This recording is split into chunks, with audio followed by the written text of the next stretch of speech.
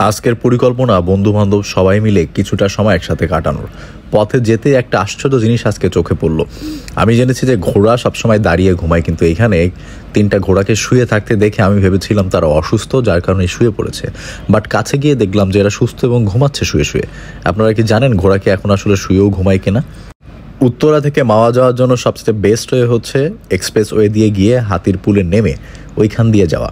আমরাও সেই রাস্তাটাই ধরেছিলাম, কারণ সময় কম, যেতে হবে দ্রুত, যার কারণে এই রুটে। তুমিও বিড়ি খাও না, আমিও বিড়ি খাই। যত বিড়ি কর আছে ওরা বিড়ি খাইবো, আমরা একটু চা খাবো, যাতে করে আমাদের ঘুমটা কম আসে। 2015 সালে একবার সুন্দরবন যাওয়ার পথে আমাদের বাস একটা ফেরি ঘাটে এসে আটকে গেল। কুয়াশার কারণে ফেরিতে উঠতে পারছিল না। বাস আটকা পড়ার কারণে ঘাটে হাঁটাচলা করে দেখলাম যে এই ঘাটের বিভিন্ন জায়গায় শুধু ইলিশ মাছের দোকান আর দোকান। তখনই জেনেছিলাম যে এটা মাওয়া ঘাট। সেই প্রথম আমার মাওয়া ঘাটের সাথে পরিচয়। এরপর বন্ধুরা মিলে অনেকবার আসা হয়েছে, অনেক স্মৃতি এখানে। এখানে শুধু যে ইলিশ মাছ খাওয়ার জন্য আসা হয় তা না, ঢাকা থেকে যারা বেশি দূরে যেতে পারে না তাদের জন্য এটা একটা পারফেক্ট প্লেস। আমরাও শখের হাড়ি নামে একটা রেস্টুরেন্টে ঢুকে গিয়েছিলাম। এখানে ইলিশের দামাদামি চলছিল। বিভিন্ন সাইজে ইলিশ ছাড়াও এখানে রূপচাঁদা, চিংড়ি মাছ, আরও কয়েক ধরনের সামুদ্রিক মাছও আমি দেখেছিলাম, যেটার নাম আমার এখন মনে নেই। তবে হ্যাঁ, মাওয়া এসে যে রেস্টুরেন্টে আপনি খেতে যান, দামাদামি করে ইলিশ না কিনলে কিন্তু আসল মজাটা মিস হয়ে যাবে। আর আমাদের দামাদামি করার এক্সপার্ট সেজান ভাই, উনি এসেই দোকানদারের সাথে দামাদামি শুরু করে দিলেন যে কোন কেজি কত।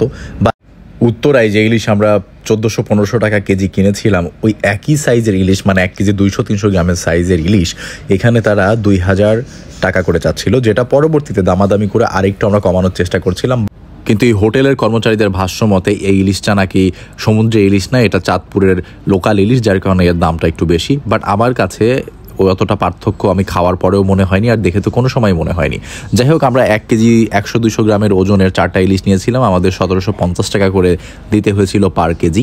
আমি নিজে ইলিশগুলো নিয়ে চলে যাই যেখানে কাটাকাটি হবে সেই ভাইকে পৌঁছে দিতে, কিন্তু দামের ব্যাপারটা আমি মোটেও খুশি নই। আমাদের কাছে যে কথা বলে বিক্রি করা হয়েছিল। আমরা এই যে 4টা ইলিশ মাছ নিচ্ছি, এক একটা ওজন 1 কেজি একটু বেশি হালকা, দাম পড়ছে হচ্ছে 1800 টাকা কেজি। ইলিশ মাছের কাটাকাটি দেখতেও কিন্তু অনেক ভালো লাগে। অনেকেই এই ধরনের ভিডিও দিয়ে কিন্তু আপনার মিলিয়ন মিলিয়ন ভিউ পায়। কলকাতার একজন লোক আছে না, যিনি অল্প 200-300 গ্রাম করে মাছ কিনেন এবং বলেন যে 5-7-10 টুকরা করে কেটে দিতে। এগুলো নিয়ে আমাদের দেশে অনেক ট্রলও হয়, কিন্তু কথা হচ্ছে আসলে যার যার দেশের কালচার। যাই হোক, কথা সেটা নয়, কথা হচ্ছে ইলিশ মাছ যে কাটার প্রক্রিয়া, এটা দেখতেও কিন্তু বেশ মজার। ডিমগুলো যেভাবে বের করে সেটা দেখতেও খুব ভালো লাগে। আর ইলিশ মাছ কাটার পরে যদি সেই মাছ থেকে ঘ্রাণ ঠিক মতো বের হয়, তাহলেই বুঝবেন যে আপনার ইলিশটা ভালো হতে যাচ্ছে, আপনি ইলিশের আসল স্বাদ পেতে যাচ্ছেন। বাট আমি অনেক কাছেই দাঁড়িয়েছিলাম, আমাদের এই ইলিশ দিয়ে কোনোভাবেই চাঁদপুরের লোকাল ইলিশের ঘ্রাণ আমি একদমই পাচ্ছিলাম না। আমার মা বলে যে ইলিশের থেকে ইলিশের ঘ্রাণ আসে না, সেই ইলিশটা আসলে ইলিশ না।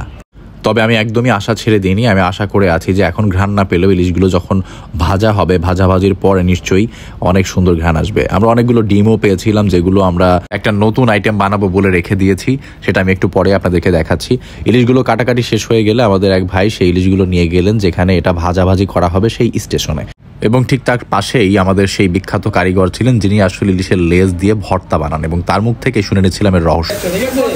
আচ্ছা ভাই, আপনি আগে এরকম স্পেশাল কি মশলা দেন যত স্বাদ হয়? স্পেশাল লাগাইটা কি স্যার পাওয়া যাবে না। পুরো ভিডিও করতে একটা মশলা দাম, এত মশলা দাম 10,000 টাকা কেজি। মশলা অল্প তো দিয়ে দিলে কাম হয়ে যাবে। না না, এটা বাসায় আমি ট্রাই করে দেখছি, বুঝছেন, মজা লাগে, কিন্তু এরকম হয় না, এরকম মজা হয় না, এটাই সত্য কথা।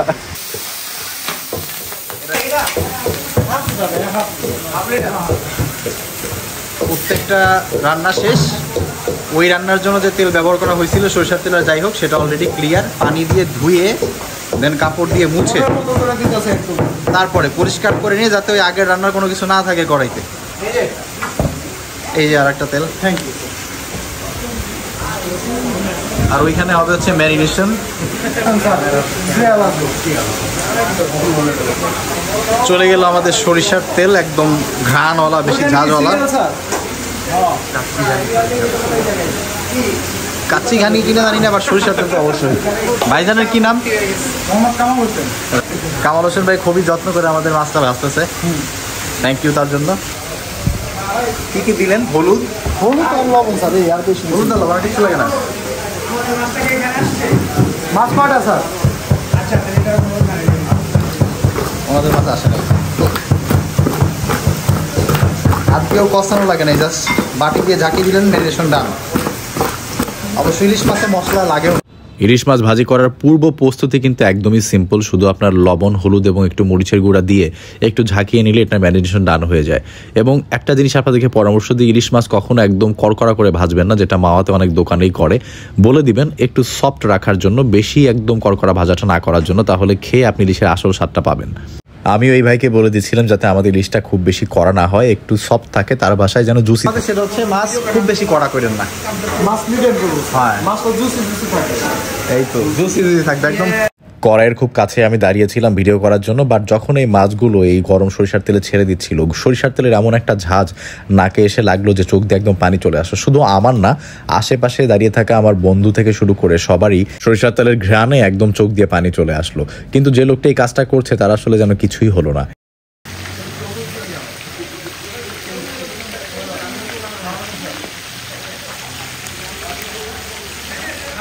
ভাই এখানে কতদিন ধরে? 2 বছর হয়ে গেছে। আপনি শুধু এই ভাজাই করেন? হ্যাঁ। এই কাজই 2 বছর ধরে করতেছেন? না না না, এই কাজ করতে হচ্ছে আমি অনেক ছোটবেলা থেকে, আমি প্রায় 18 বছর যাবত এই কাজ করতে। মাওয়ার বিখ্যাত আইটেমগুলোর মধ্যে শুধু ইলিশ না, এই বেগুন ভাজাটাও কিন্তু অন্যতম। এই বেগুন ভাজাটা আসলে ভাজি করা হয় আপনার ইলিশ মাছ যে সরিষার তেল দিয়ে ভাজবে সেই একই তেলে, যার কারণে ইলিশের যে স্মেলটা আছে এটা কিছুটা আপনার এই বেগুনের ভেতরেও যায়। ইতিমধ্যে আমাদের ইলিশের মাথা এবং লেজের অংশটা ভাজা হয়ে গেছে, মাথাটা তারা সুন্দর করে উঠায় রাখলো, আর লেজের অংশটা চলে গেল মাওয়ার সেই বিখ্যাত ইলিশের লেজ ভর্তা করার জন্য। ইতিমধ্যে যে আমাদের যে মাছগুলো বাকি ছিল সেটা চলে গেল গনগনে গরম কড়াইয়ের এই তেলে, এবং আবারও সেই একই ঝাঁজটা পেলাম। একদিকে গরম তেলে এরকম ইলিশগুলো ভাজা হচ্ছে, আর ঠিক তার পাশেই আমাদের বিখ্যাত লেজ ভর্তা প্রস্তুতি চলছে। এবার শুরু হলো আসল খেলা, না? হাত দিয়ে মাখাবেন। লেজ ভর্তার প্রক্রিয়া কিন্তু খুবই সাধারণ। আপনার ইলিশের যে লেজ থাকে সেটা প্রথমে তারা হামানদিস্তা দিয়ে সুন্দর করে পিষে নেয়, তারপর কাঁটাগুলো আলাদা করে বেছে নেয়। এদিকে দেখলাম যে আমাদের ইলিশ মাছ ভাজাটাও শেষ, এবং সেটাও তারা সুন্দর করে একটা পাত্রে উঠিয়ে সাজিয়ে গুছিয়ে রাখছে। বাট আমার নজরটা আসলে এখন ইলিশের থেকেও বেশি চলে গেছে হচ্ছে ইলিশের লেজ ভর্তার দিকে। ইতিমধ্যে ইলিশ ভাজা সেই তেলে আমাদের বেগুনগুলো চলে গেল। পেঁয়াজ, বেশ ভালো পরিমাণে পেঁয়াজ, আর হচ্ছে শুকনো মরিচের গুঁড়া, না অ্যাকচুয়ালি ফ্লেক্স, চিলি ফ্লেক্স যেটা বড় বড়, লবণ, আবারও গুতানি, সরিষার তেল গেল। এবার হাত দিয়ে ভালো করে চটকায় একদম মাখো মাখো ভর্তা।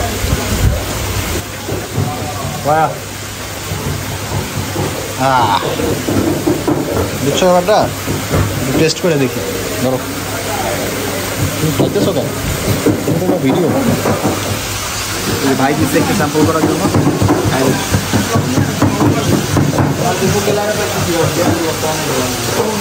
একটু লবণ দিলেই ভালো হয়। হ্যাঁ, সত্যি বলতে ইলিশের স্বাদ কেমন হবে সেটা আমার কাছে একদমই এখন পাত্তা পাচ্ছে না, কারণ ইলিশের লেজ ভর্তাটা এত বেশি সুস্বাদু হয়েছিল যে আমার মুখে লেগেছিল। পাশে দাঁড়িয়ে থাকার কারণে যিনি ভর্তা করছিলেন আমাদের সবাইকে একটু স্বাদ গ্রহণের জন্য দিলেন চেখে দেখতে, এবং চেখে দেখেই বুঝলাম যে ভর্তাটা মারাত্মক রকমের স্বাদ হয়েছে। এদিকে আমাদের ডিমটা ভাজি হয়ে গেছে, এবং এই ডিমটা এখন তিনি তুলে দিচ্ছেন। ডিম দিয়ে নতুন একটা আইটেম বানাবেন, এবং সেই আইটেমটাও হচ্ছে ইলিশের লেজ ভর্তার মতো। আজকে আমরা এই ডিমগুলো দিয়ে ডিমটা ভর্তা করে দেখব। ডিম ভর্তাটাও একই প্রক্রিয়াতে করা হবে, তবে এই আইটেমটা আমরা এর আগে কখনো ট্রাই করিনি, এটা আমাদের জন্য নতুন।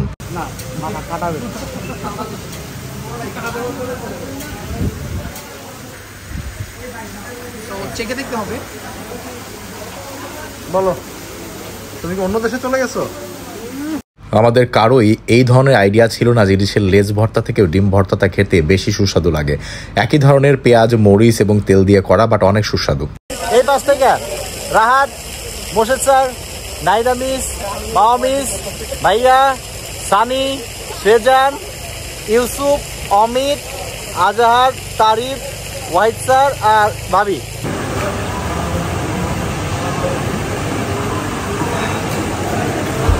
আমরা মাওয়া ছিলাম হচ্ছে 14 জনের একটা টিম। ইলিশ কিন্তু হয়েছে আমাদের 4টা। এক একটা ইলিশের সাইজ ছিল 1 কেজি 100 থেকে 200 টাকা, আর দাম পড়ছে হচ্ছে 1800 টাকা কেজি, যেটা আমার কাছে একটু বেশি মনে হয়েছে, কারণ আমি গতকালকে আমাদের উত্তরা সেক্টর 11 বাজার থেকে এই সেম টাইপের ইলিশ 1500 টাকা কেজি করে কিনছি। মামাতে আমি সবসময় দেখছি অন্যান্য জায়গা থেকে 200-300 টাকা বেশি একটু কেজিতে নেয়। এটা বোঝা যায় ট্যুরিস্ট এরিয়া, লোকজন বেশি আসে এই জন্য। মাছগুলো একটা পরামর্শ দিই, মামাতে ইলিশ খেতে আসলে ওনাদেরকে যদি আপনি বলে না দেন তাহলে ওনারা হচ্ছে ইলিশটা খুব কড়কড়া করে ভাজা করে এবং ওইটা খেতে কিন্তু অত মজা লাগে না। ইলিশটা একটু কম ভাজা হলে, মানে একটু নরম নরম থাকলে এটা খেতে কিন্তু মজা লাগে, ইলিশের স্বাদটা পাওয়া যায়। ভাজার সময় অবশ্যই বলে দিবেন যাতে একদম বেশি কড়কড়া ভাজা না করে। আমরা সর্বমোট 14 জন মানুষ ছিলাম আজকের এই ছোট্ট একটা ট্রিপে এবং সবাই ভেতরে বসে অলরেডি খাওয়া দাওয়া শুরু করে দিয়েছিল। আমি একটু গিয়েছিলাম ভালো করে হাত মুখ ধুয়ে আসতে এবং ধুয়ে এসে দেখি যে ইলিশ যার যার মতো নিয়ে নিয়েছে। আমার প্লেটও একটু রেডি করে রেখেছে, বাট আমি চাচ্ছিলাম যে সবগুলো একটু ভালো করে ভিডিও নিব, বাট তার আগে দেখি তারা খাওয়া শুরু করে দিছে। আমিও তাদেরকে ব্লেম করি না, কারণ এই ধরনের ইলিশ মাছ ভাজা, এই ধরনের খাবার দাবার সামনে রেখে বসে থাকা যায় না। এই যে এটা হচ্ছে ডিম ভর্তা, এটা হচ্ছে লেজ ভর্তা, বেগুন, ইলিশ, শুকনো মরিচ। আমিও সবার মতোই বসে পড়লাম এবং খাওয়াটা শুরু করে দিলাম। একটা ব্যাপার মাথায় আসলো জানেন, ইলিশ মাছের সবচেয়ে বেশি মজা কোথায় লাগে? ইলিশের কাঁটায়। আপনি যদি ইলিশের কাঁটা মুখে নিয়ে চিবান এবং সেটা যদি আপনি খেতে পারেন, এটার স্বাদ আসলেই অন্যরকম, ইলিশের থেকেও বেশি। আবার অনেকে আছে যে কাঁটার কারণে ইলিশ মাছ খায় না, যেমন আমার বউ। উনি বেশিরভাগ সময় ইলিশ মাছকে একদমই বাদ দিয়ে দেন খাবারের তালিকা থেকে, কারণ হচ্ছে অনেক বেশি কাঁটা থাকে। তাকে কাঁটা বেছে বেছে যদি তার পাতে তুলে দেওয়া হয় তাহলে হয়তো তিনি খাবেন, না হলে তার আর খাওয়ার দরকার নাই।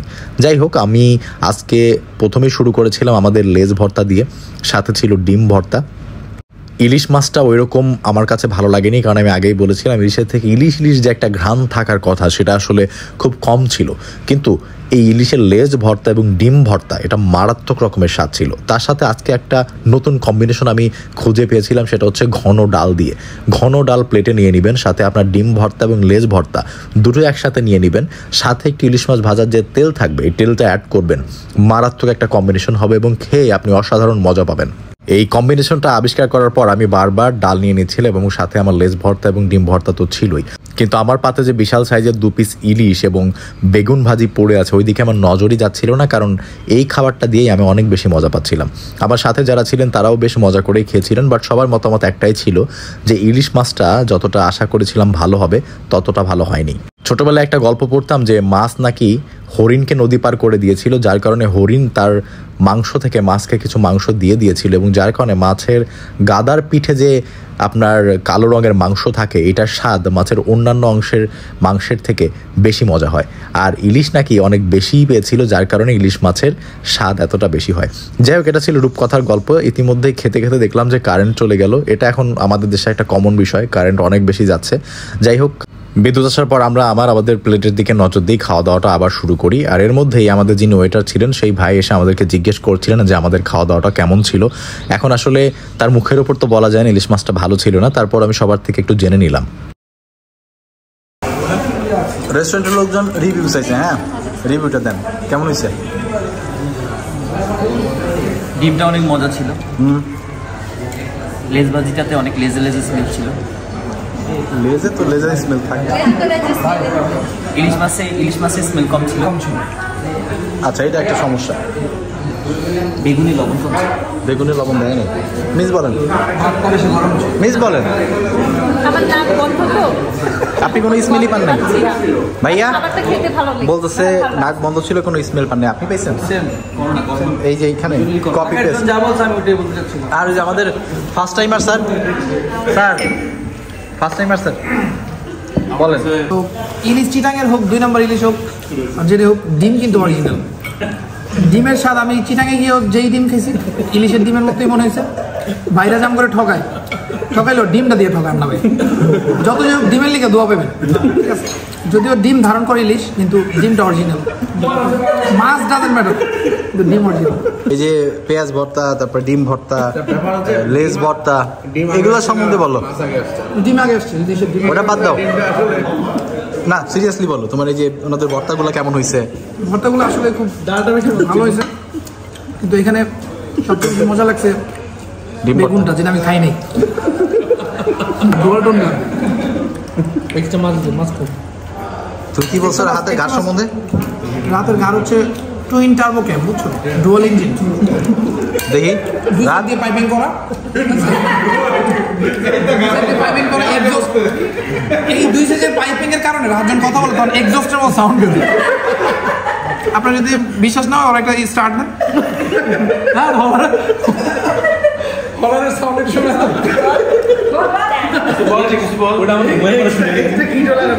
এই খাবার আসলে একটা উপলক্ষ, এই যে আমরা সবাই মিলে বন্ধুরা একসাথে আড্ডা দিলাম, এই যে কথা হলো, এই যে স্মৃতিটা হলো, এটা অনেক বেশি মূল্যবান।